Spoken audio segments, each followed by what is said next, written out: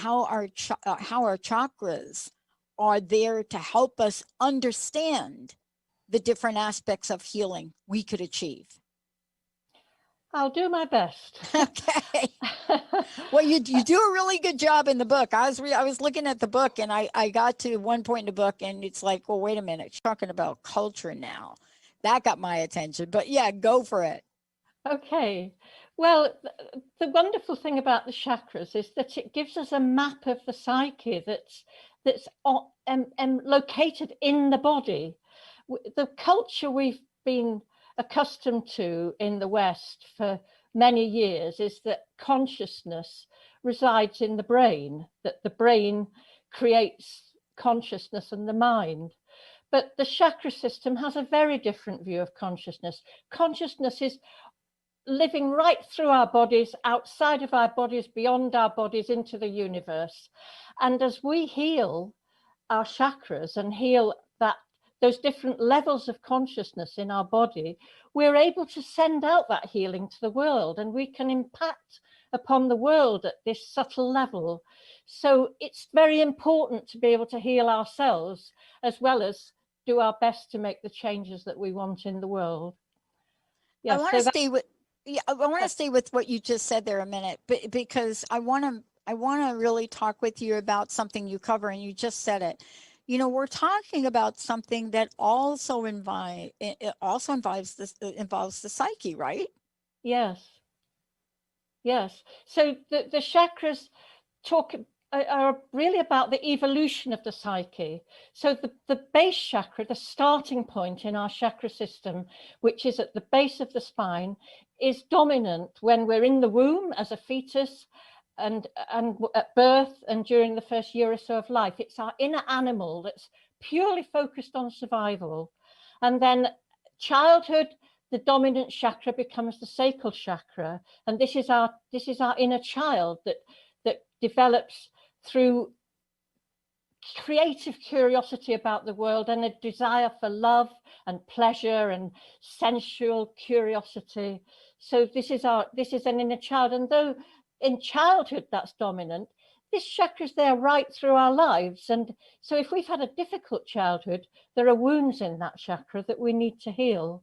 Same for the next chakra, which becomes dominant in adolescence, young adulthood. And this is where the motivation changes from a drive for pleasure to a drive for self-esteem.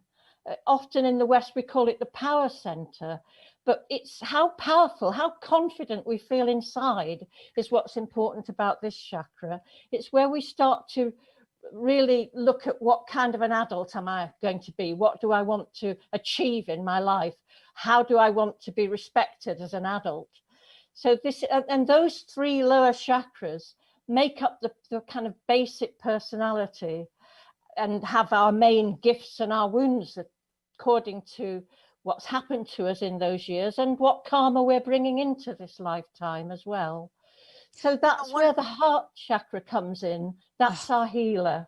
The heart chakra is our healer that is operating like a compassionate witness that is able to look at ourselves not with the attachment of the ego, but from a place of acceptance, accepting our woundedness, accepting our gifts. And with that loving, healing energy of the heart chakra, healing can begin to occur. So then the energy in the system flows much more strongly. We have all this earth energy that's been developing from the earth through the chakras upwards. And now as the heart chakra opens, the crown chakra emanates, it's open all the time, becomes much stronger and enables us to contact our more creative, inspirational, spiritual energy in the upper chakras. So in the throat chakra, we have a creative communicator, a creative artist, dancer, sculptor, you name it. And in the eye chakra, a creative thinker. It's the thinking side of our inspiration and creativity. And finally, the crown chakra, if we evolve to that level, we actually experience non-dual consciousness. We experience enlightenment. We experience being at one with the universe. So there's this lovely developmental story that works through our bodies and through our chakras. I have to tell you, I knew I was going to ask you this, and I know they send me all these questions that I'm supposed to ask you, but I actually read the book. That's just lovely. So you know. Thank you. Yeah. What I really loved, and I want to talk with you about this when we come back. I guess I'm one of the few people that really was fascinated, especially in my own studies. I was fascinated by Maslow. I was fascinated. There are a couple of people out there that got my attention early on. Viktor Frankl was one of them. When a friend of mine gave me Frankl's book, like when I was really a mess, right? I was like totally a mess. Yeah. And they gave me the book and they said, read this. I read it. It changed my life. I didn't understand it, but I understood him and I could feel what he was going through. And I had never felt anything like that before. It hit me at such a gut level. Maslow was the other one. And I remember being in school and just debating this with with the dean at the time and debating this. He was the chair of my committee. And I actually got rid of him for my dissertation because it wasn't going to work. Because I said to him, there's something about this that we need to talk about spiritually in psychology. We need to talk about, if I'm going to study something like job insecurity or broken promises, this is an energy that isn't about connecting boxes theoretically. There's something here, right?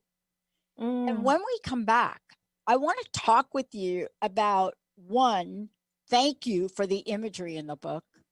Thank you. I know how hard it is to get the publisher to do this. Yes. Thank you. When we come back, I want to talk with you about the connective nature of the chakras and the psyche according to Maslow. If you're up for it, I'd love to have that chat with you because we're living it now. See, we're in a world now where we're living this. When we come back, we're going to talk about how this book, I know Glen wrote this book way before today, but how this is so needed today in the world. It is profoundly brilliant. We're going to take a short break. We'll be right back. All clear. Thank you.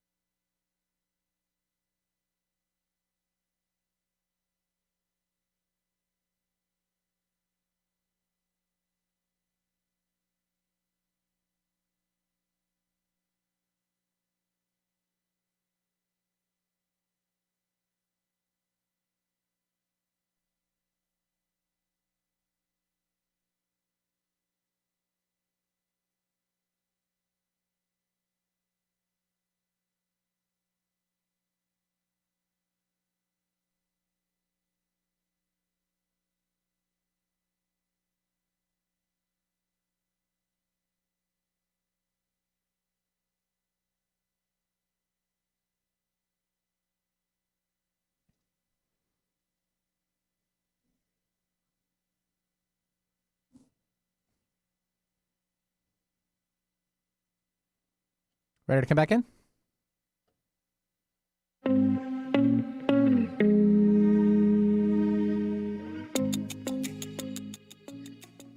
Hey, everybody, welcome back. Welcome back. I just want to say Glen Park is joining me here today. For those of you, let me just hold it up if I can here, just so you see. Fabulous book, right? Do you see that, everybody? But what I was referring to in the book, and we have 3 copies of this to give away. One of the things I love, and I'm going to hold this up again, is if you all can see the camera, you'll see what's included in this book, right? And this is brilliant, the way Glen has gone through here and brings it all together for us, right? The book, as you know, Chakra Healing Therapy, Awaken Spiritual Energies and Heal Emotional Wounds. Yes, even though this book may have been written a time ago, it is perfect for where we are.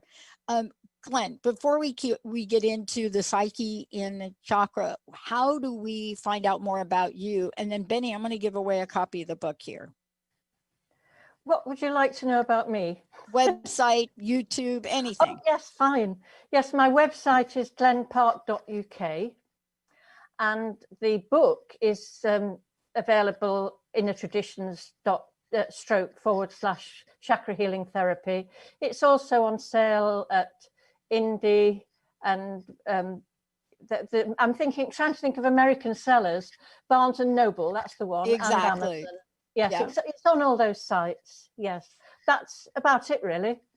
And I'll tell you, this is really, I'm not kidding when I say this is a book for our time.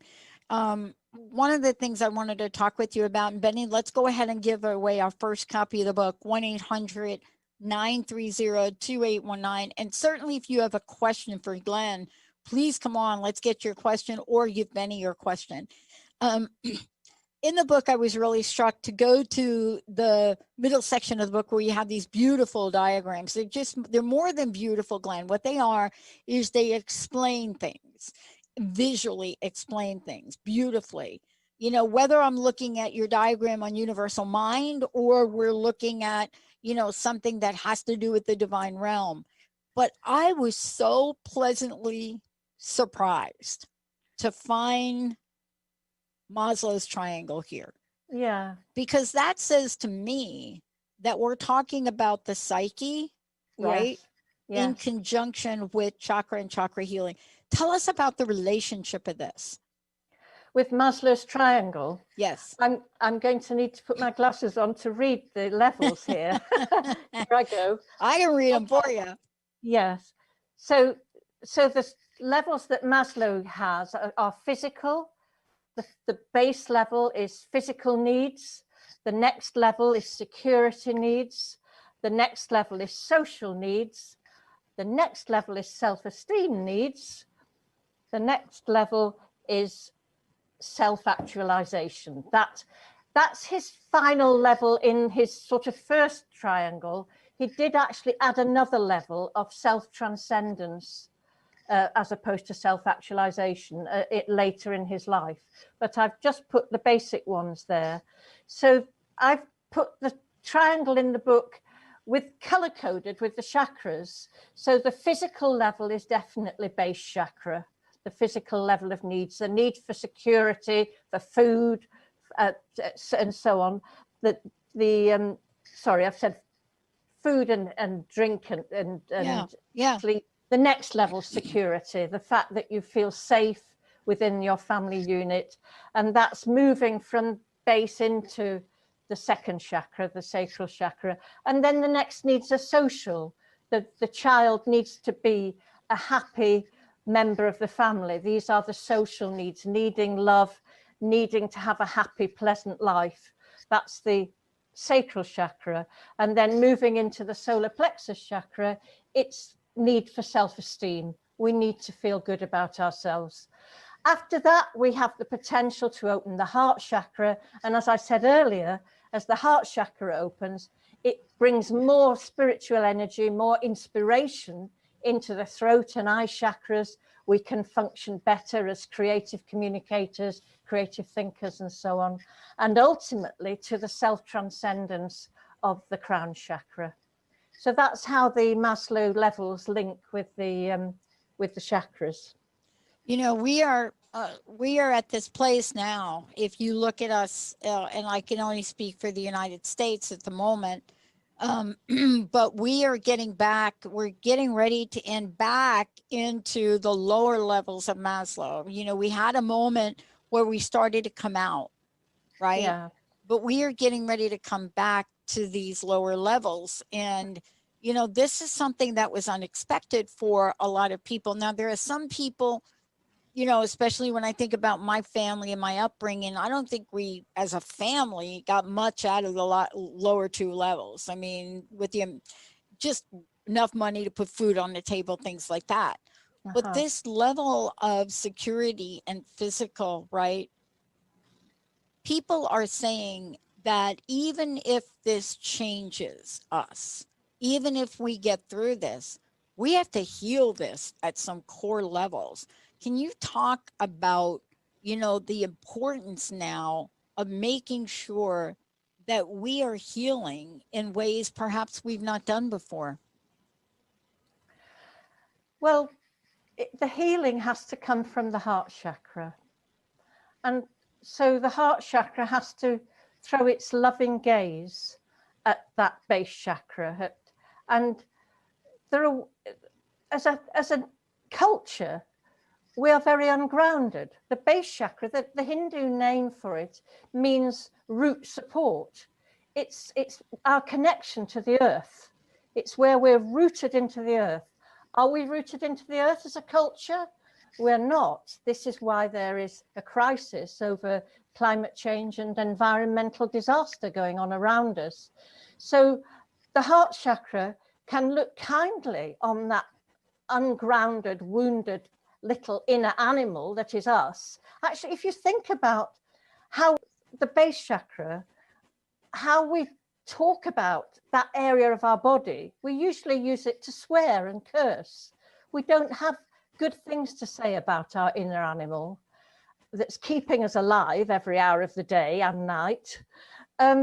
So the heart chakra can help us. We can mindfully go for a walk in nature and feel our connection with the earth and enjoy the wildlife that we see around us. We can build ways of regenerating that base chakra, just as we need to regenerate the earth. So I think the healing of the planet has to go alongside the healing of ourselves in that way. Similarly, with the second chakra, with the child, if actually, there's a quote in the book from Confucius. It's from the Bible. And it's, you know, when I was a child, I spake as a child, I thought as a child, I understood as a child, but now I am a man, I have put away childish things. Well, we shouldn't put away childish things. we need to maintain our inner child. We need to do pleasant things. I mean, one of the things that we do see on television in the UK is lots of television programs about food. And I think food is one of the ways that we nurture that inner child, having delicious meals. If we don't have a good varied degree of giving ourselves pleasure, giving ourselves pleasant sensual experiences, then this chakra can become a very addictive chakra. We can become overweight from our addiction to food. We can become alcoholic.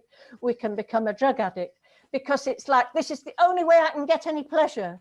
I can only get pleasure by eating this or drinking that or what have you.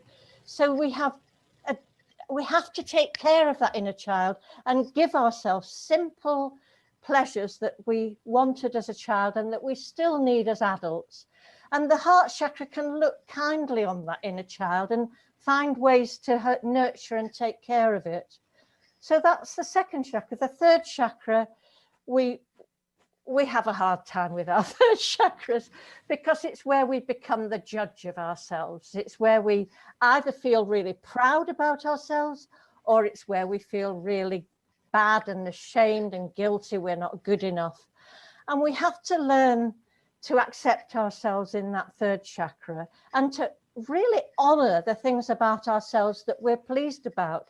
And those things we're pleased about might just be that we've got a good relationship with our siblings, that we have taken care of an aging parent. It doesn't have to be that we've become the president of the United States, may I suggest. You know, we don't have to get to the top of the ladder. We have to do things that we feel have made a good contribution to the society we're in. And yes, so the heart again is just accepting all the woundedness and helping us to see that we are underneath it all, we are a divine essence that is just growing in the best possible way. So then, do I carry on? Yeah, let me just say this. What you're talking about right here is, you know, we are at an interesting place right now. And the interesting place we are right now is understanding that there is this way for us to create the life we truly desire. And it's extremely difficult to do that if we're carrying anger and resentment, especially forward. And, you know, I want to talk to you about this when we come back. Resentment is this insidious thing. It is a really interesting energy, right? Because it has a jam-packed punch on ourselves. And what I mean by that is we use the word resentment, but underneath it is a whole bunch of stuff that comes from all of the chakras here. And so when we come back, I want to talk with you about let the healing begin. Yes. Let's do that. Let's take a short break, everybody. We'll be right back. Glen Park is in the house. All clear.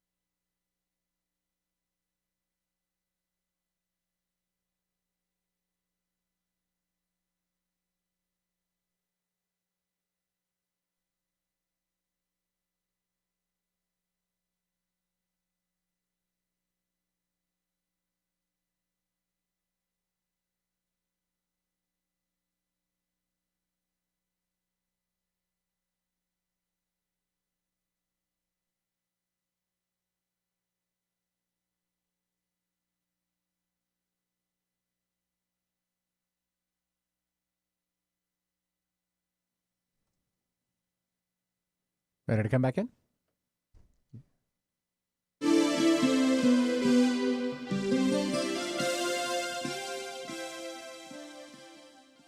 Hey, everybody, welcome back. So great to have all of you tune us in and turn us on. For more information about me, go to the drpatshow.com. Of course, we have Glen Park joining us here today, and we've already given away one copy of the book. Here it is right there. Fantastic. And we are, Benny, let's go ahead and give a second copy away. 1-800-930-2819. And Glen, people can find out about you by going to glenpark.uk, right? Yeah, that's right. Good, perfect. And the book is available certainly in Inner Traditions, but all you need to do is go in and look for Chakra Healing Therapy, Awaken Spiritual Energies, and Heal Emotional Wounds, and of course, by Glen Park. I got a question that came in, and I want to just read it to you from our folks. One of our listeners that sent it in. Hey, Dr. Pat and Glen, thank you for this show. You mentioned resentment. I have been told by the people that are close to me that they point out how angry I am. You know, there are times when I don't think I'm saying anything, but they're picking up that I'm angry, that maybe there's something that's inside of me that I resent, and they can feel my anger. This is from Liz, and Liz says, but I think we're all angry right now, right? What do I do to heal the anger? This is a great question. I think there are two parts to it, Glen, but I'd love to hear what you have to say. There's the part where people are picking up that I'm angry, but I don't feel angry. Stop telling me I'm angry. Stop telling me I'm angry, kind of, right? There's that part. And then there's the other part about, well, everybody's angry now. So let's tease them apart. Anger and resentment, these are strange little bedfellows, right? But boy, they can really bring you down. How do they fit into the conversation about healing and chakras? Well, I can't say definitely to your listener that I know which chakra the anger and healing, anger and resentment might be coming from. That's something that she might be able to find out by looking at her past. But I could give some examples. So if you've had a really unhappy childhood and you haven't had much love and you haven't had much fun as a child, then you're likely to feel very resentful, and that a lot of the stuff that is coming from childhood is unconscious. You don't even know it's happening at a very unconscious level.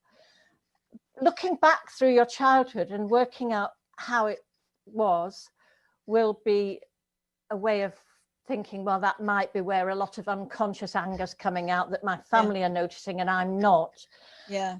I mean, it could even go deeper than that. If you as a baby didn't feel secure, you could actually be very threatened and very angry at that level as early as that.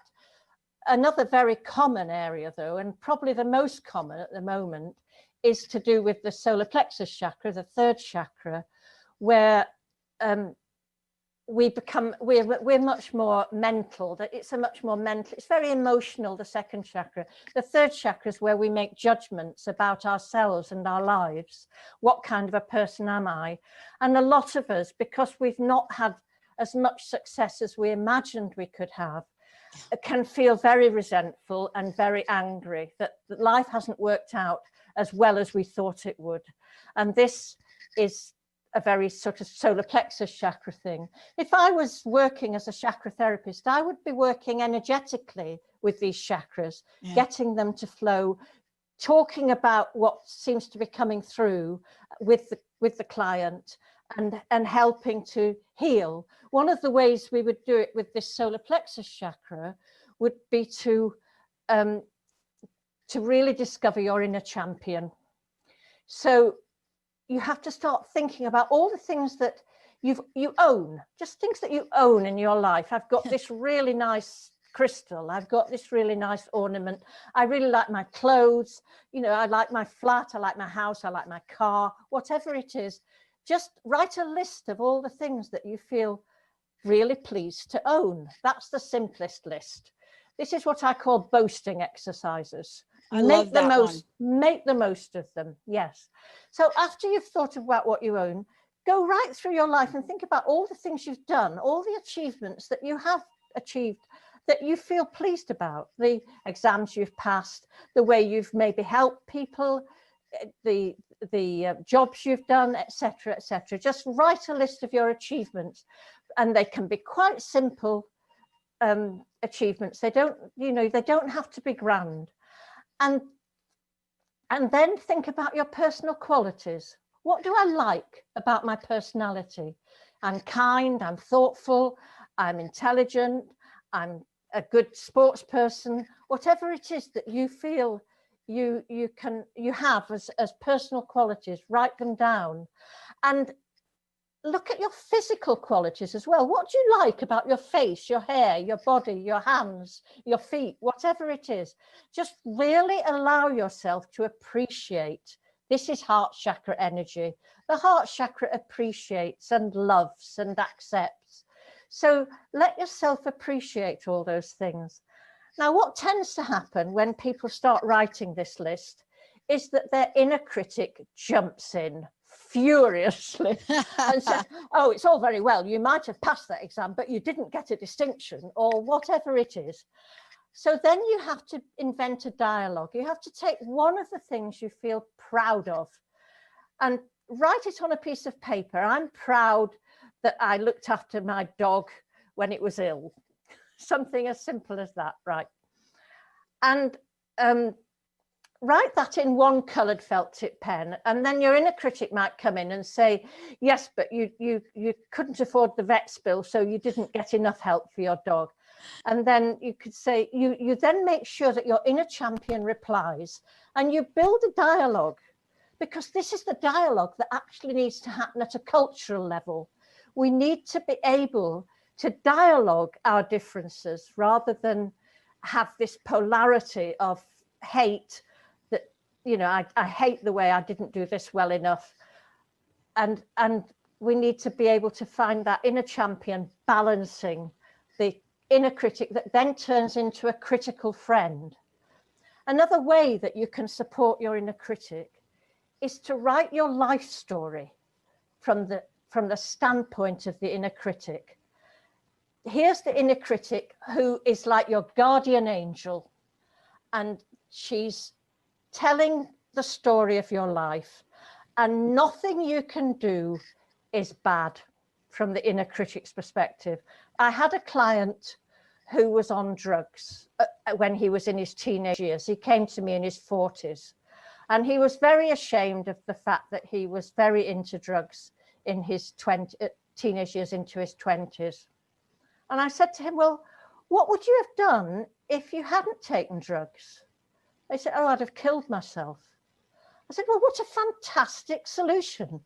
How well you did there. The inner critic only sees that if you did something that you don't feel good about, you did it because the other options were even worse.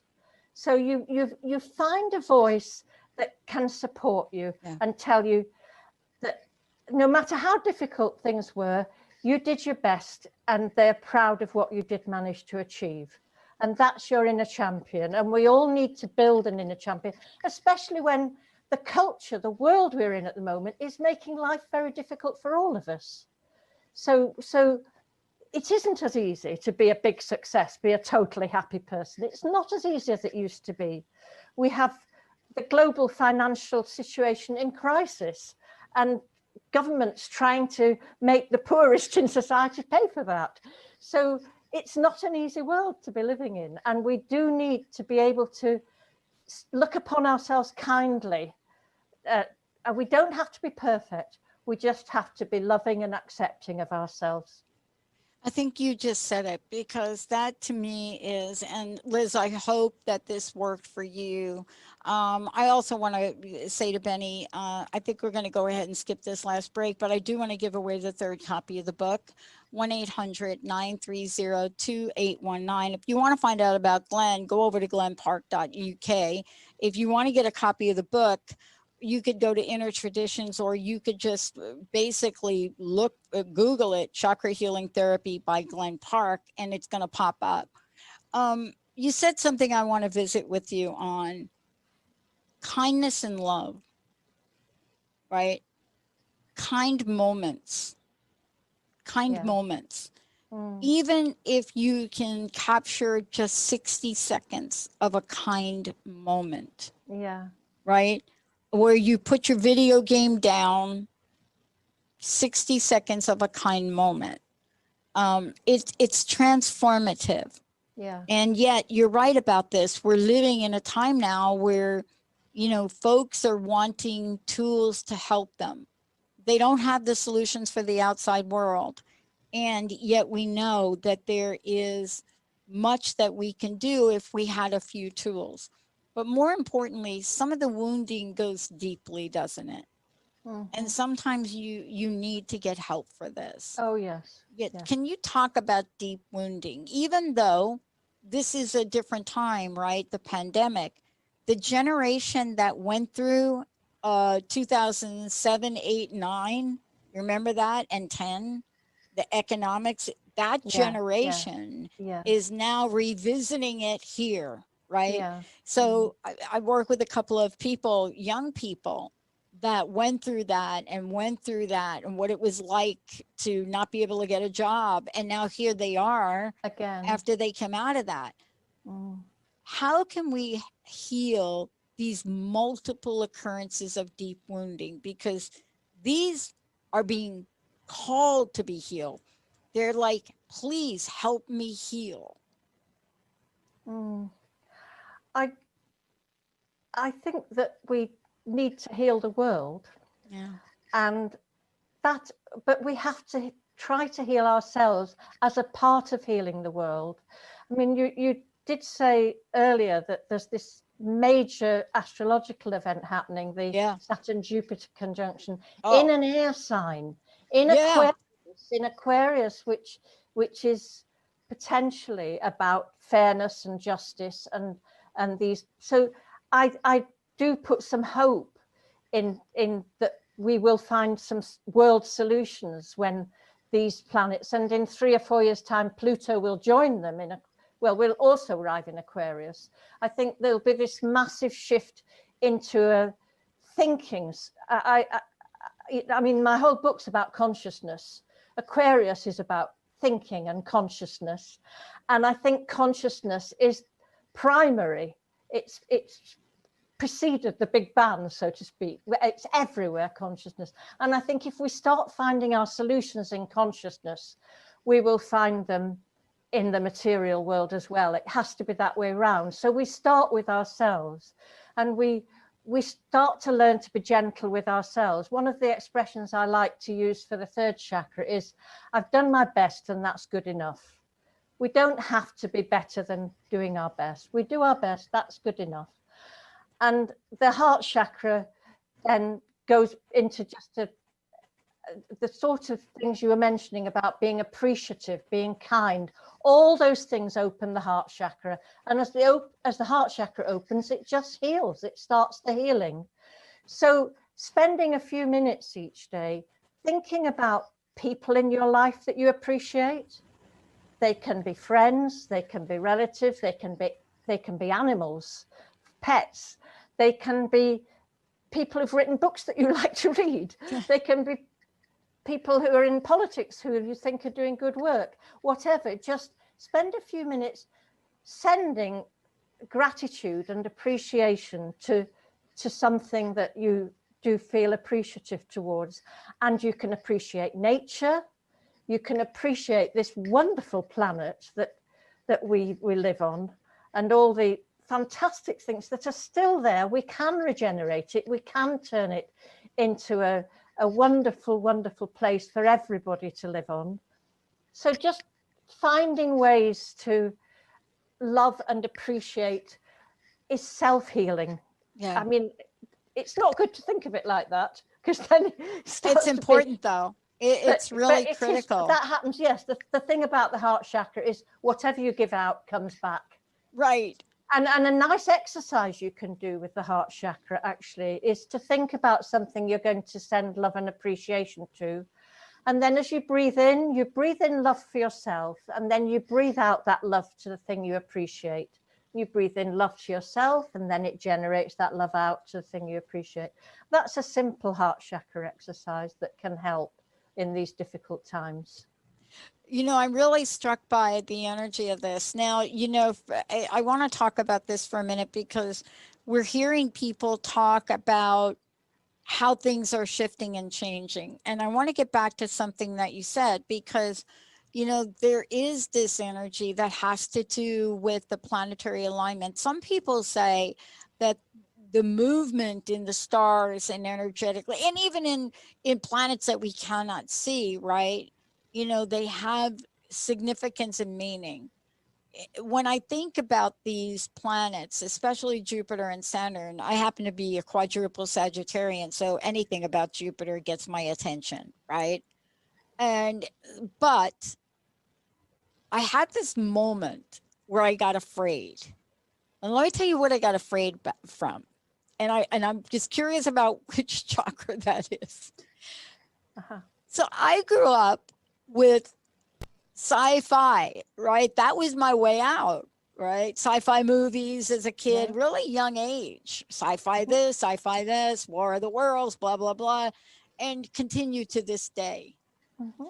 When I read that these two planets, I'm telling you, this just was so bizarre for me. I had a moment where I got like, whoa, I'm a little bit afraid of this. Where I was so excited about Jupiter and Saturn. Saturn I've come to love. Let's just say I've come to appreciate Saturn. But these two planets, right? 400 years was the last time these two got this close. And we're talking, it's not going to even happen again until like 2080. But when I read how close they got, or how close they're going to get, I went to sci-fi movie scared. These two are going to come 0.1 degree of each other. And I just felt energetically that massive movement of two of these largest planets coming that close, right? That's like 1/5 of the moon, right? The diameter of the moon. And they're going to come that close. And I had this moment of the realization of that energy. I can't even imagine what it'd be like to be on one planet or the other and watch this happening. And I just thought, where did that little fear come from? Curious for your thoughts on that. Because I know a lot of people are afraid, you know, especially about what it means for December 21st to happen. I mean, it's a solstice. These two are going to move into Aquarius, thank God, right? But what do you make of that unconscious sense of being afraid? Well, I think being afraid is the other side of being excited. You know, I mean, somebody could be going on a roller coaster ride and it's really exciting. Right. Or it could be in a fishing boat that's going in and out of huge waves and be terrified. And yet the actual movement that they're going through could be virtually the same. And I think excitement and fear do go hand in hand a little. Yeah. Yeah. That would be my first response. Yeah, I skydive, so I get exactly what you mean. I totally get what you're talking about. I mean, there is this moment when you're ready to get out the plane, right? And you say, okay, I don't do this anymore, but I used to be, did I check this? Did I check that? And you start to pull on things to make sure everything is tight. You know, you go through that moment, and then before you know it, you're out of the plane. So that's over with. But there is this beautiful energy now. And my sense is, and I want to ask you this last question. My sense is there's going to be a whole lot a whole lot of things that are going to show up for people that are being called to heal. That's my sense of it. And when I say that, I'm really talking about the healing you're referencing in the book. I'm not talking about running off to a doctor, although I will imagine that for a lot of folks, I know it worked for me. I had to work with other people. I couldn't do it. I couldn't do the healing alone. What's your sense of it? What's your sense of what folks will go through here? Well, I hope. I mean, I guess I'm in the level of hoping that with this transition, there's going to be a healing in individually and culturally. I mean, one of the things I'm hoping for is that I'm sure you know about the work of HeartMath, don't you? Yeah, I do. Coherence Project. Yeah. So that's a project where people are sending out this heart energy to the planet. They're sending out love and care to the planet. And we know that that energy influences the magnetic field of the Earth. It's extraordinary. We know that the magnetic field of the Earth went into an absolutely dreadful spikiness when 9/11 happened in America. Yeah. And that out of that, we now know that if good energy is sent, the magnetic field becomes coherent and smooth and harmonious. So what if enough people really do start on a regular basis to spend 5 or 10 minutes, maybe longer, just sending care and healing to the planet, and something starts to shift on a major scale, a massive scale, like the 60s, but with the power of consciousness influencing everybody. That's it. Is that a possibility? That's what I hope for with the That's my sense of it. That's mine. And I'm right there with you. And, the thing that I love about this book, about what you've put in this book, I know we have to call it a book, but it's much more than that. Because when I think about the journey that you take us on from the beginning of the book all through the book, it made me stop and hit the pause button for a minute, because I started to think, oh, I'm doing that. I'm doing that. I could not do that. I can stop doing that. Or I could do more of this. I could be kind in the face of somebody that the only way they know is anger. I don't have to match that. Yeah. And I think that what we're doing today and what you're doing is so right. In order for us to heal the world, we really have to start with ourselves. Yes. We really do have to start. Yes. Whether it's arguing with somebody in a parking lot of a shopping mall, or, in a grocery store, or lashing out at somebody that may or may not have a mask on. These are all things that call for us to really look inside, aren't they? Yes, I agree. And learning to manage shifts and difficulties with other people in a respectful, loving, caring way. Yeah. That to me would be, if that can happen at a personal level, it will start to happen at a larger level, at a country level, and we'll start to get global coherence amongst countries. That would be the way to solving all our problems. I agree. And then, if people are feeling loved, yes, they don't have to hang on to their billions of cash, the people who have got lots. If people are feeling safe and loved, all those things in the Maslow triangle, they just want to be generous. They want to give out. They want the world to work for everyone. So we need to get everyone feeling loved, feeling happy, feeling that they know how to lead a good life. And there's one thing about love, and this is a great way to say thank you to you. There are no limits to it. We don't have a cap on it. No. It has an energy that just permeates every aspect of our being universally. And I want to thank you for reminding us of this in the book, Glen. And it opens up our creativity. It opens up that part of us that makes us want to be alive.